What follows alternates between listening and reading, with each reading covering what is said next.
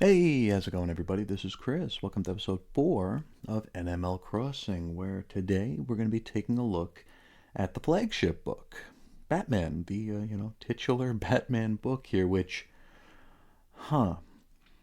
Now, Batman. And I'm not talking about this issue. This is going to be a really fun issue we're going to discuss. But the title overall, the Batman title, is proving to be like the book that's the hardest one to track down and bill in holes for. I don't know if that's just because people hold on to Batman, or Batman is Batman. It wasn't always the powerhouse seller as it is today and has been in times before, but I think it's kind of the Bat book that people will collect if they're going to collect one, right? I've been doing a lot of research in odd places that I usually wouldn't do research, which is to say, places online where you could buy comic books, because I might have to resort to doing that to fill in a few of these books. And, it's funny.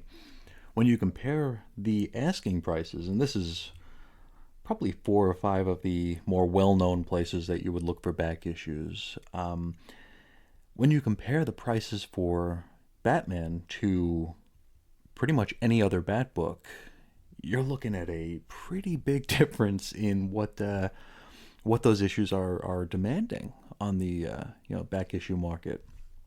Very, very eye opening, because this is the sort of research I haven't done before. If I look for an issue of Detective, it's probably going to be like $2, with $5 shipping, which is kind of silly.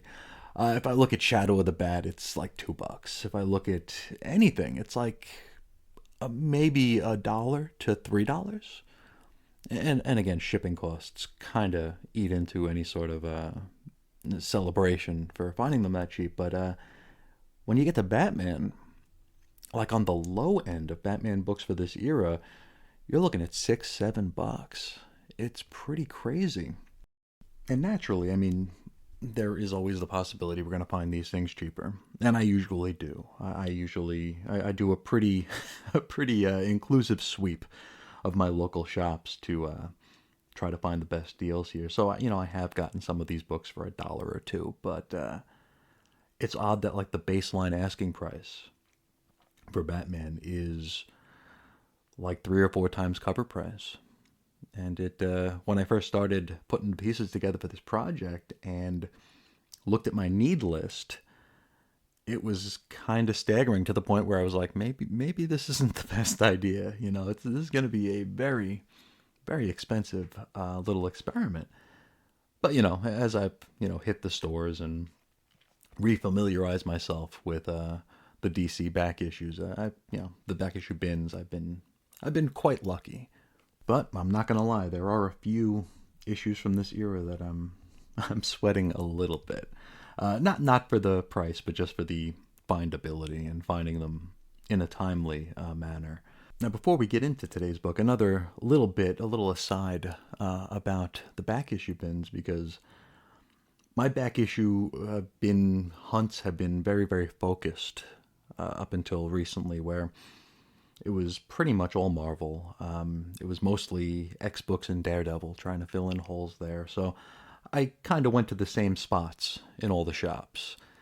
And now, when I'm, for lack of a better term, broadening my horizons to find some Bat books, uh, I mean, if you're familiar with like the dollar bins and stuff, you'll probably know that they're mostly DC comics.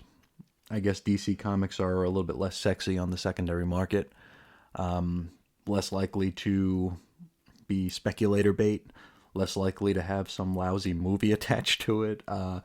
So it's mostly DC. And it's funny how the more you look in these bins, the more you see patterns.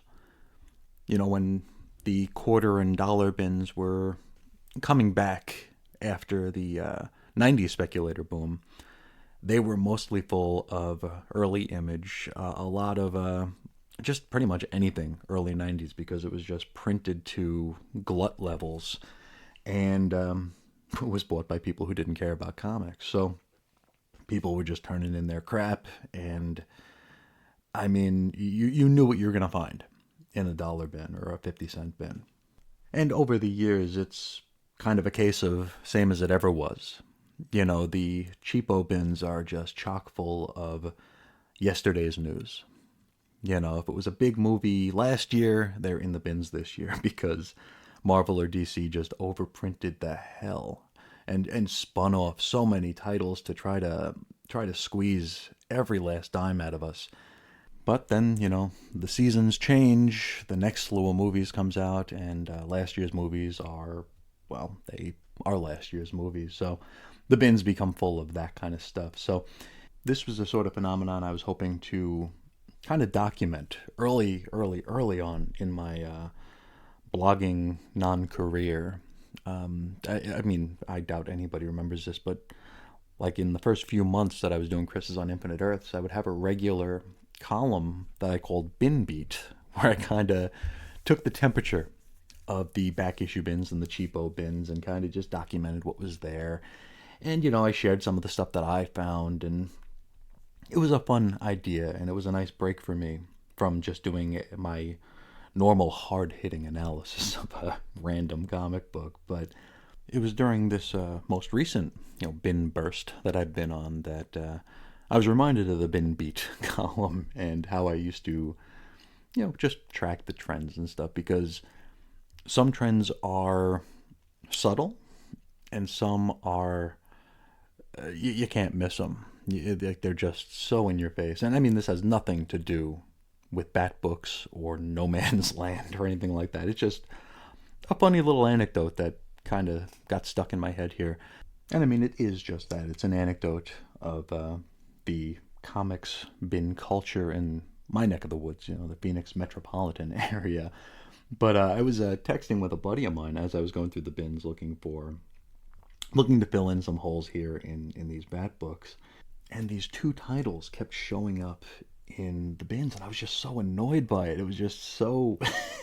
Every time I saw them, it was just like, oh, I don't want to see these anymore, because it was just so damn ubiquitous, and it reminded me of just the comic industry glut of now. And my buddy Dave, I was texting with him, and I said, I think I can, proclaim that the people of the Phoenix metro area are officially done with Guardians of the Galaxy and the Suicide Squad.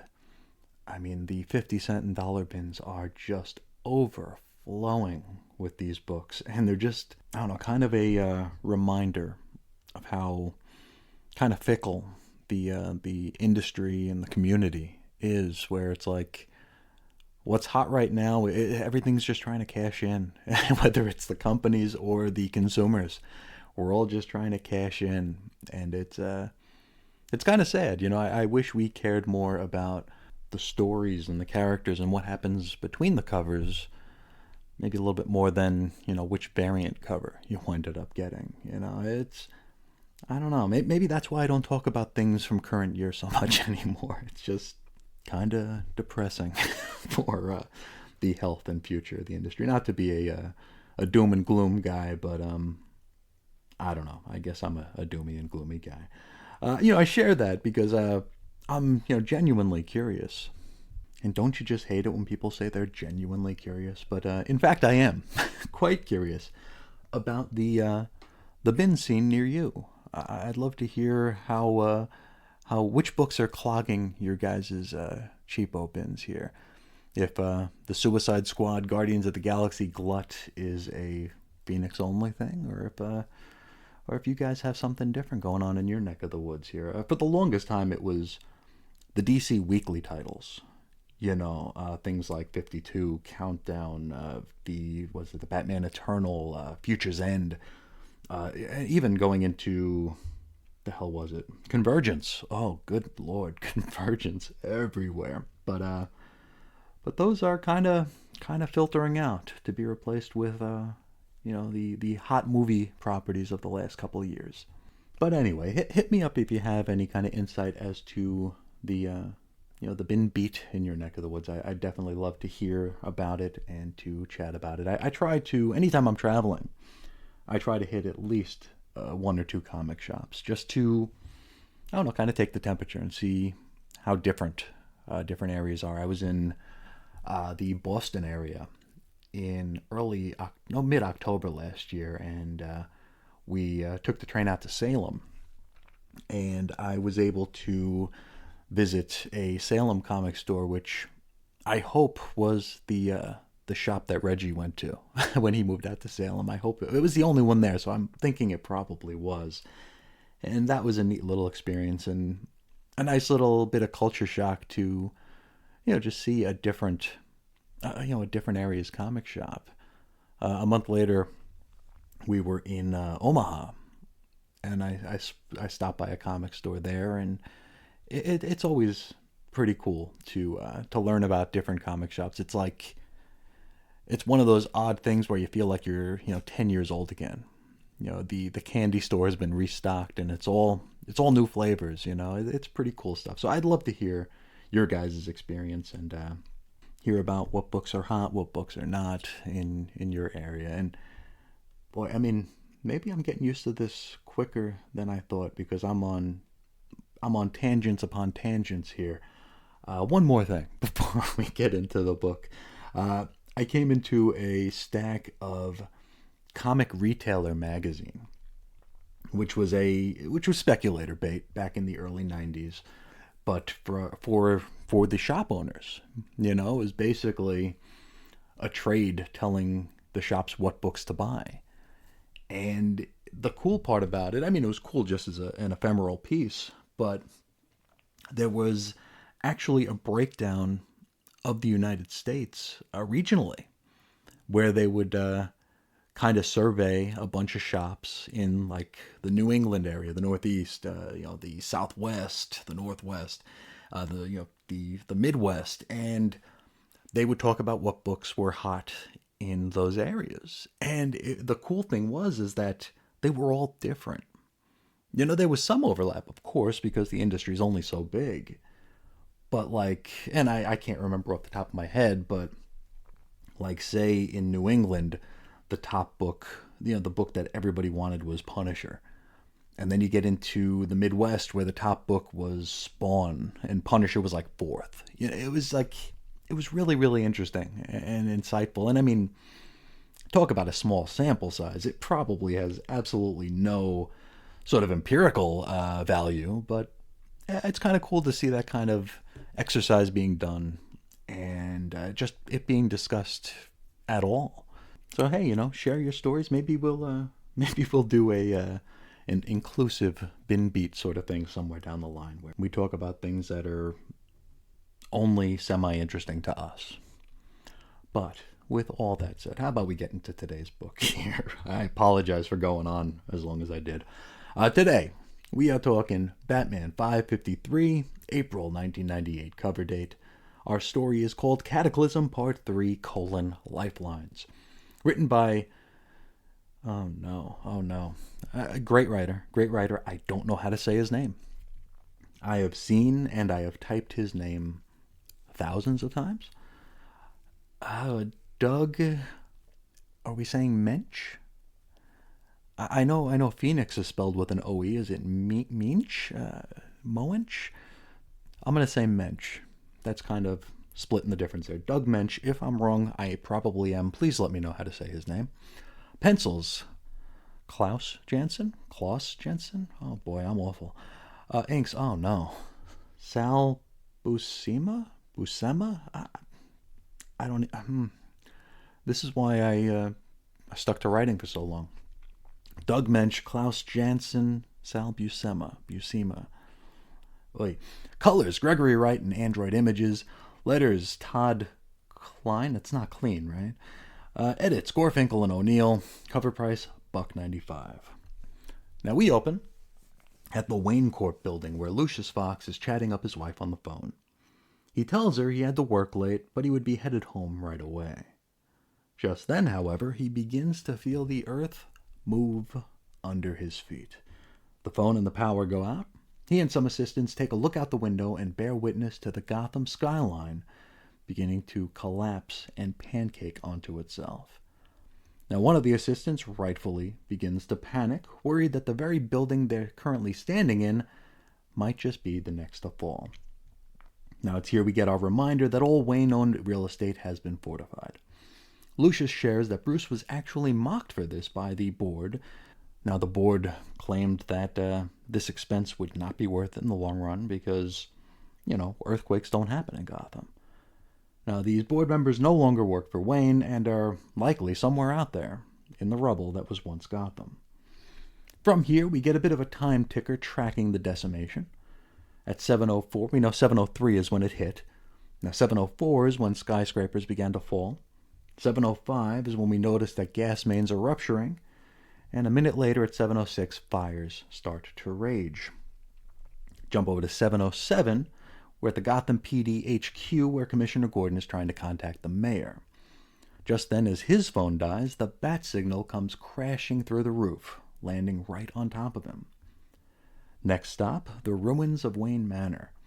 And, of course, we're reminded that this particular piece of Wayne real estate could not be fortified, because, that giant, gaping, crime-fighting cave that it sits on top of. Here we see that Alfred is still pinned under some of the wreckage, but from off-panel, Batman calls out to him. Our hero is able to come to, and he pulls himself off the edge of that bottomless waterfall we left him dangling from back in Shadow number 73. Doesn't take him long to locate the aching Alfred, and Batman promises to save him no matter the risk. From here, back to Police HQ, and the officers are in full-blown panic. Now this panic is interrupted by Barbara Gordon, who fires a shot into the sky. Surely there could have been a less dramatic way of getting their attention, but what the hell do I know? Anyway, she introduces herself as the daughter of Jim Gordon and the stepdaughter of Lieutenant Sarah Essen. And as the only clear-minded person here, she begins giving out the orders. She appeals to the officers' fear, their own survival instincts, their worries about their families. She says she can't stop them from leaving, but reminds them that to do so would constitute a dereliction of duty. I'm not sure if that's an actual threat, or even a threat she can make, or if it's just a simple appeal to their sense of duty. Whatever the case, it works. Now, as the officers come around, Babs doubles down. She tells them that since the quake, Gotham no longer consists of strangers. Everybody is on the same team. They're all in this together. She tells the crew of No Longer Strangers that they need some juice, so somebody better dig up the emergency generator. You would hope that somebody would have thought of this before, but they did not. Back to the Bat. Now, he's still trying to dislodge Alfred from the rubble, and he eventually does so by using that giant penny from the cave to... I really don't know. It kind of just rolls off and Alfred's free. I guess it was a load-bearing penny. Anyway, they confab about the quake, Batman reiterating that, this is something that he'd long been afraid of, hence all the retrofitting and fortifying of his properties. He says that this solves some recent mysteries that he'd encountered, mysteries having to do with rabid bats and sparking earthlights. Can't say for certain that this actually happened on panel, and if it did, when, because there aren't any editor's notes here to speak of. Now, Alfred asks how they're going to escape the Batcave since all exits have been blocked off. Batman looks down at that waterfall, and he hopes that the Bat's scuba gear wasn't damaged in the quake. Back to Babs, who asks an officer if anybody had heard anything from her father, and, no, nobody has. She quickly brushes this off as to not begin to spiral herself. This is a really cool thing, and it's pretty subtly done. We'll talk about it more later on. Now, a call comes over the radio, and it's a firefighter who hasn't the foggiest idea where to start fighting the multitude of infernos currently ablaze in Gotham. Oh, and also, due to the damage to the city's plumbing, there is next to zero water pressure to fight those fires with. Now, Babs, she ain't got no time for this nonsense, and she demands the firefighters start linking hoses to the river to get some water flowing toward the worst fire. Now, the firefighter snaps back, claiming that, hey, I'm currently looking at dozens of the worst fires, so what do I do? And Barbara is like, she's just done with this dude, and she says, pick one. You're just going to stand there talking about it? Pick one. Anyone. Just do something. She next turns to a nearby officer to ask him how many fireboats they have access to. And the dude's like, oh yeah, we have those, huh? We should probably use them.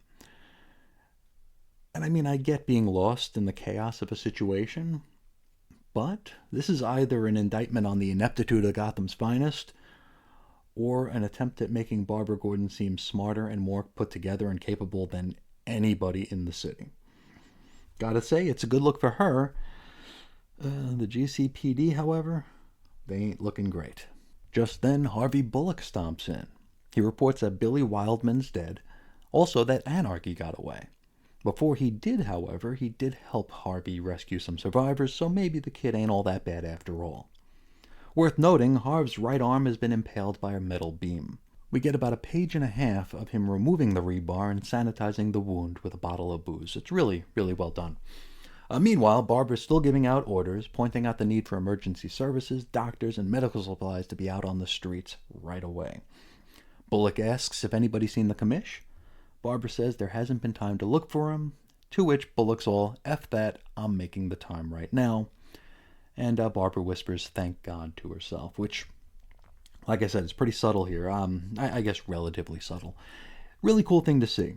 I mean, obviously, she wanted someone to search for her father, or to send out a search party in general, but to do so could come across as pretty self-serving and maybe take her eye off the prize, maybe make her appear a little less in control of the situation to the folks she's trying to, disperse out to help out. Bullock taking this decision out of her hands and attending to the situation more or less assuages her of any of that sort of guilt. From here, we hop back to the Batcave, where Alfred wonders what Bruce is on about regarding the Bat scuba gear. Batman says he plans to follow the floodwaters to their source. Back to the GCPD HQ, where Bullock locates Gordon pinned under the bat signal.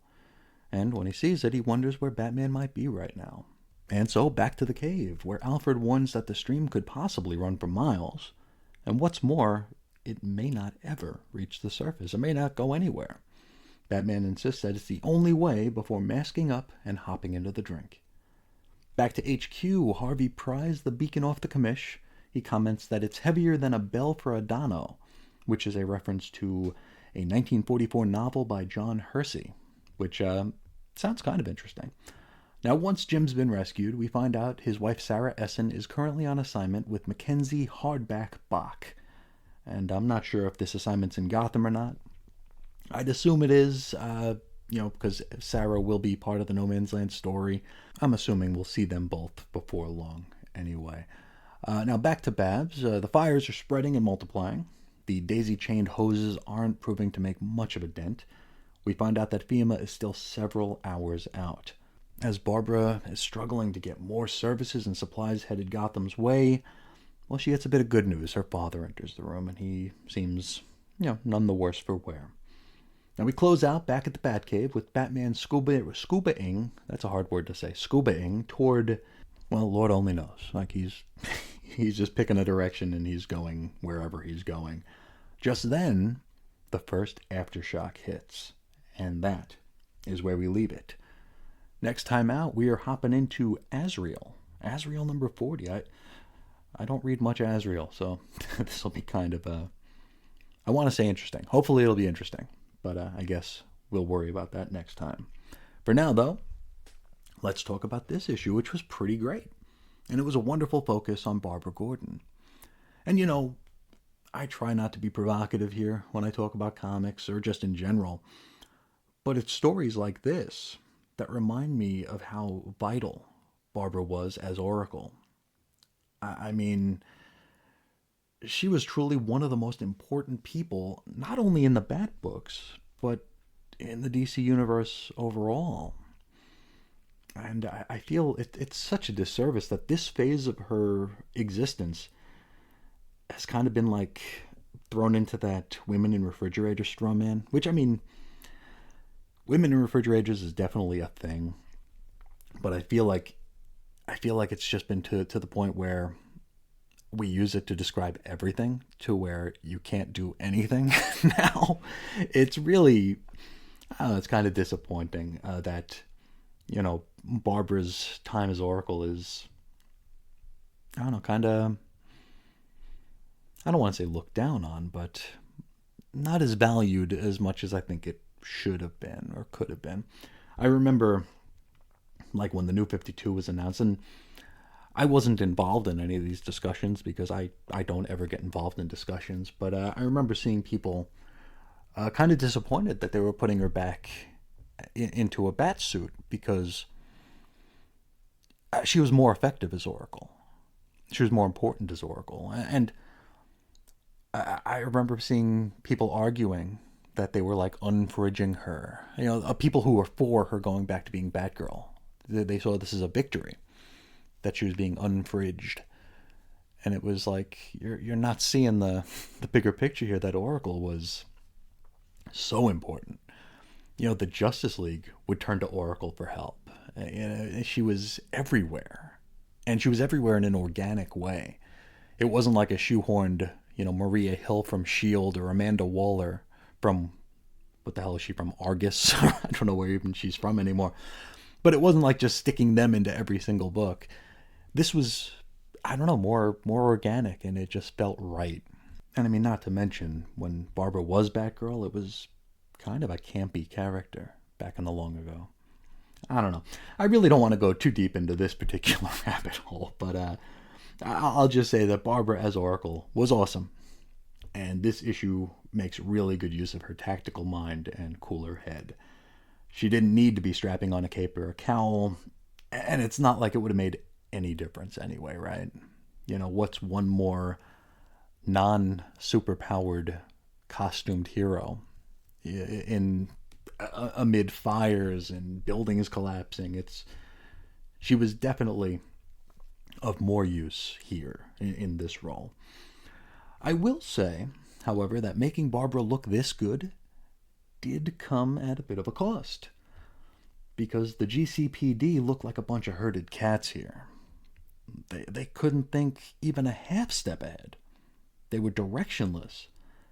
And without Barbara giving orders, I feel like they probably had just stood around watching the entire city burn until there was no more city left to burn. Really not a good look for them. Hopefully they get their crap together before long. I appreciated the interaction between Barbara and Bullock, as mentioned during the synopsis. Like Barbara projecting that like odd stoicism and calm regarding the safety of her father. Now, I don't know if Harvey was acting with Babs in mind when he stomped off to look for the commish, or if that's just what he would have done anyway. And I kind of dig that ambiguity.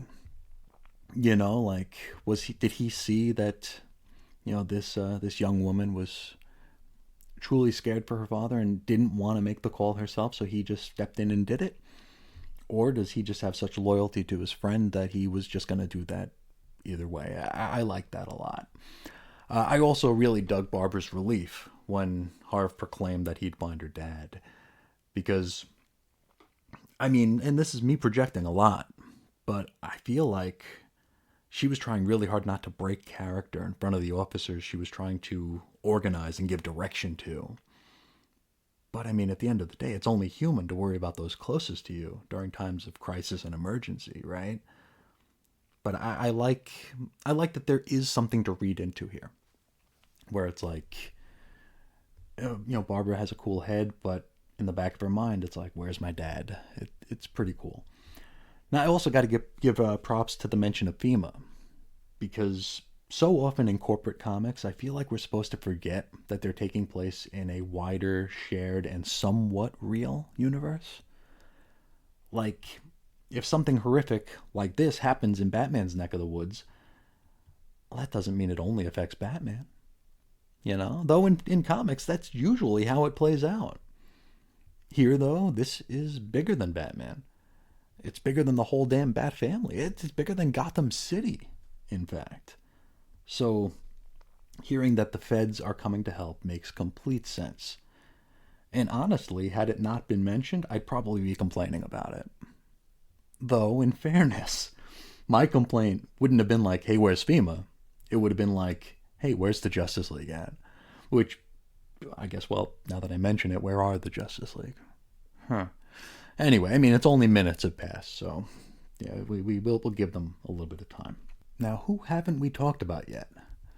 Oh yeah, our titular hero. He doesn't get much screen time here, but his story does get a bit of a nudge forward and the cliffhanger. We do see that he's alive. He manages to pull Alfred out of the rubble, and he's heading down into the great depths below in order to try and locate a way out. But for the moment, he is the least interesting thing going on in his own book. Maybe that'll change. I'm sure it will. Overall, this is a very interesting issue. Really, really fun stuff here. Definitely not the GCPD's finest hour, nor the GCFD's, if we're being honest.